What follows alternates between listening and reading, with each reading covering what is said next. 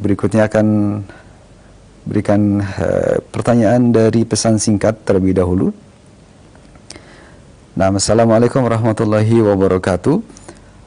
Ustaz, mohon penjelasan dan nasihatnya jika dihadapkan kepada satu hal di mana ada dalil dari Nabi Shallallahu Alaihi Wasallam dan fatwa para ulama.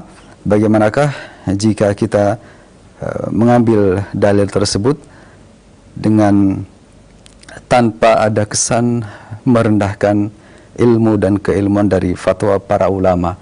Karena ada sebagian dari rekan-rekan kami yang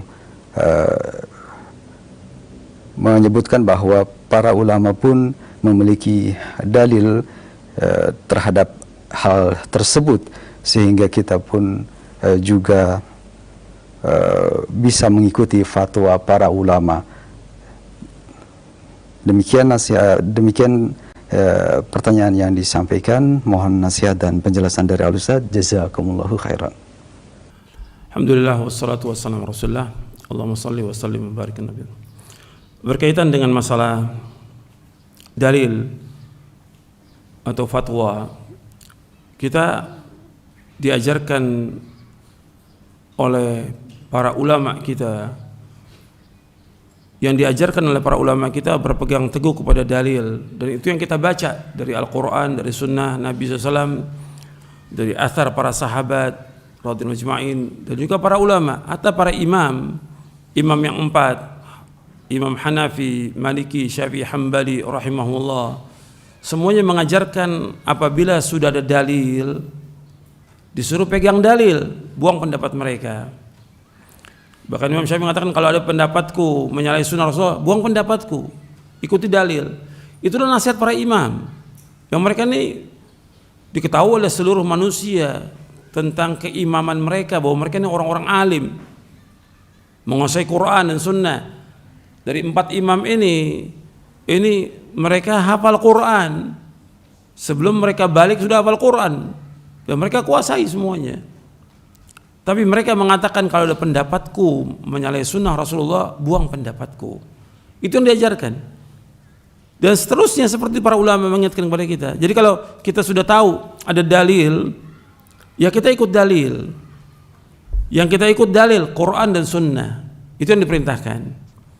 Adapun adanya fatwa kan enggak harus diikuti, enggak wajib untuk diikuti. Dilihat dalilnya. Kalau dalil, yang kita ikut dalil. Jadi ini bukan merendahkan para ulama, sama sekali tidak. Justru yang harus kita ikut itu kalau mau berpikir yang wajar dan waras gitu. Yang diikut siapa? Di muka bumi ini yang harus kita ikut siapa? Rasulullah SAW. Antum ingat tuh, yang akan ditanyakan di kubur yaitu man nabiyuka, siapa nabimu? Untuk apa? Kamu ittiba enggak pada Rasulullah? Karena apa yang ditanyakan satu ini, nggak ada yang lain. Seperti yang disebutkan dalam surah Ali Imran ayat 31. Allah berfirman, "Qul in kuntum tuhibbunallaha fattabi'uni yuhibbukumullah wa yaghfir lakum dzunubakum wallahu ghafurur rahim." Katakanlah, seandainya kamu cinta kepada Allah, ikuti aku. Ikuti siapa? Ikuti siapa? Rasulullah. Bukan ikuti masyayikh, bukan ikuti ulama, bukan. Fattabi'uni, ikuti aku. Yuhibbukumullah, maka Allah akan cinta kepada kamu. Wa yaghfir lakum dzunubakum, Allah akan mengampuni dosa-dosa kalian. Wallahu ghafurur rahim, Allah Maha Pengampun dan Penyayang. Makanya bagaimana kita ini menumbuhkan ketaatan kita kepada Rasulullah? Ketika ada dalil, ikut. Wajib. Kalau ada perselisihan, yang ikut-ikut dalil. Dasarnya apa? Dasarnya surah An-Nisa di ayat 59. Fa in tanaza'tum fi syai'in farudduhu ila Allahi war Rasul in kuntum tu'minu billahi wal yawmil akhir, dzalika khairu wa ahsanu ta'wila. Jika kalian berselisih tentang satu masalah agama, maka kembalikan kepada Allah. Kembalikan kepada Allah kepada apa? Al-Quran. Dan kembalikan kepada Rasul kepada apa? Sunnah. Jika kalian beriman kepada Allah dan akhir, dan itu yang paling baik dan sebaik-baik akibatnya. Yang kedua dalilnya dalam surah An-Nisa ayat 65. Fara wa rabbika la yu'minuna hatta yuhakkimuka fima shajara bainahum thumma la yajidu fi anfusihim harajan mimma qadaita wa yusallimu taslima. Demi Allah, mereka tidak akan beriman sehingga mereka menjadikan kamu Muhammad sebagai hakim terhadap apa-apa yang mereka presisikan dalam mereka. Kemudian mereka tidak dapat dalam hati mereka rasa haraj, rasa sempit terhadap apa yang kau putuskan, dan mereka tunduk dengan setunduk-tunduknya. Jadi ketika berselisih, kembalikan kepada dalil, bukan kepada akal, bukan kepada ulama. Dalil. Kita harus yakin dengan dalil ini dan jalankan. Insya Allah kita akan selamat. Karena kalau kita ingin dapat petunjuk, ikuti Nabi. Wa in tuti'uhu tahtadu. Seandainya kau mengikuti beliau SAW, kamu akan dapat hidayah. Makanya ketika orang nanti di hari kiamat menyesal itu karena mereka menyesal tidak mengikuti Rasul. Mereka menyesal karena tidak mengikuti Rasulullah SAW. Jadi harus kita ikut Rasulullah SAW. Itu penyesalan yang ada. Nanti kita bisa lihat bagaimana penyesalan orang-orang yang menyesal di hari kiamat karena nggak mengikuti Rasulullah. Di dalam surah Al-Furqan dan juga dalam surah Al-Ahzab. Mereka mengikuti para pembesarnya, tokoh-tokohnya, tapi nggak ikut Rasulullah. Menyesal mereka. Ya Allah sebutkan dalam Al-Quran. Jadi ikhwan fillah, azakumullah, ketika kita disuruh untuk mengikuti dalil, bukan melecehkan para ulama, tidak sama sekali. Dan juga antum melihat seperti umpamanya berkaitan dengan masalah wabah ini, kan masing-masing negara punya kebijakan masing-masing. Itu juga harus kita perhatikan. Masing-masing negara punya kebijakan, punya aturan, punya undang-undang. Saya ambil contoh di Saudi. Di Saudi tetap orang harus ikut kepada ulil amri di sana. Artinya masjid kalau dibilang nggak boleh dibuka, nggak boleh dibuka. Kalau dibuka ya kena hukuman di sana. Di sana orang keluar umpamanya di saat pandemi yang besar sebelum ini harus pakai masker. Nggak pakai masker kena denda 1.000 real. Jadi ada aturan di sana. Begitu juga ketika ulil amri mengatakan sab harus renggang, ya harus ikut. Kalau tidak kena hukuman karena di sana ada undang-undang yang wajib dilaksanakan. Beda di sini kalau di Indonesia. Masing-masing negara punya, di sini kan cuma himbauan, nggak ada undang-undangnya. Himbauan aja. Dan yang sudah melaksanakan sholat rapat ini bukan satu orang, jutaan di Indonesia ini, jutaan. Yang nggak melaksanakan cuma berapa orang kan? Bisa dihitung, yang ngaji itu yang nggak laksanakan, yang ngaji berapa ustadz, berapa doktor itu, gitu. Takutnya luar biasa. Kok takut kepada wabah, nggak takut kepada Allah? Yang memerintahkan sab ini rapat siapa? Rasulullah SAW. Sami'na wa ata'na. Yakin masjid bersih, insya Allah nggak akan kena. Yang dilaksanakan dalam masjid ini protokol syariat. Jangan antum di masjid pakai masker.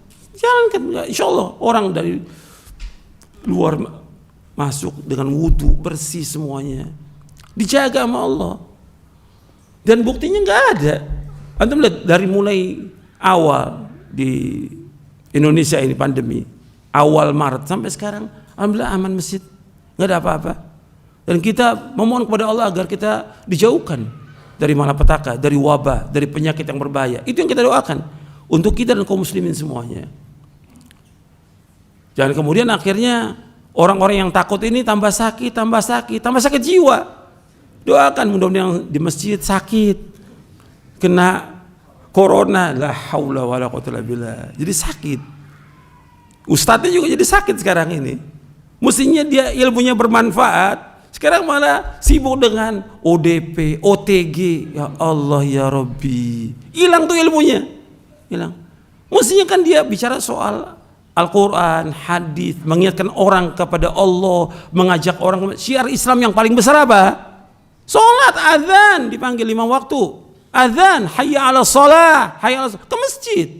Kok antum takut? Orang awam sudah sholat, jutaan orang sudah sholat. Kok antum masih di rumah masih ketakutan? Ntar akhirnya mati sebelum mati lagi. Karena takut. Nggak boleh orang beriman takut, nggak boleh. Nggak akan kena kepada kita kecuali Allah apa yang Allah takdirkan.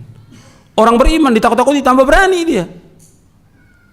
Kan sahabat demikian. Allah sebut dalam surah Ali Imran. Innan nasa qad jama'u lakum fakhshawhum fazadahum imana wa qalu hasbunallahu wa ni'mal wakil. Ditakut-takuti oleh orang-orang munafik, tambah berani. Bukan tambah takut. Tambah takut mereka kepada Allah, tambah tawakal dia kepada Allah. Cukup Allah pelindung kami dan dia sebaik pelindung. Ini yang harus dihidupkan. Jadi justru di saat wabah itu Allah menguji kita, menguji iman kita, menguji tentang ilmu kita, diamalkan atau tidak. Diuji kita ittiba nggak kepada Rasulullah. Ini ujian semuanya. Tapi orang beriman menghadapi ujian biasa. Jangan dianggap berlebihan, takut. Ya kalau di negara lain ditakut-takut nggak ada masalah, kita jangan. Kita kenyataan yang ada. Antum bisa lihat dong. Antum ini udah sibuk dengan data sih. Ya tiap hari dengan data. Jadi tambah takut. Kalau juga mau jujur, waras, yang sembuh ini 1.000, 100, puluhan ribu yang sembuh. Ada yang meninggal, takdir Allah sudah meninggal, ajal. Gitu. Cuma jangan ditakuti dong. Artinya sebelum ada wabah corona ada nggak yang meninggal?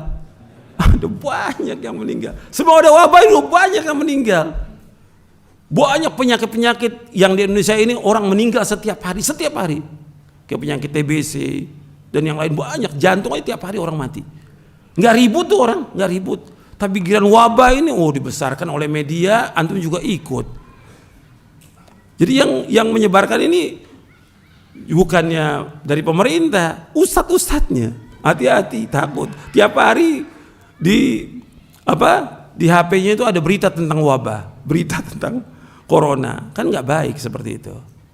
Antum berikan semangat kepada kaum mukminin untuk kembali kepada Allah, untuk bertaubat kepada Allah, minta ampun atas semua dosa. Itu yang bagus bagi para dai, para ustadz itu. Ajak umat ini untuk kembali kepada Allah, ajak umat untuk taubat kepada Allah, meninggalkan perbuatan dosa dan maksiat. Ajarkan mereka untuk takut hanya kepada Allah. Ajarkan mereka demikian, bukan ditakut-takuti, bukan.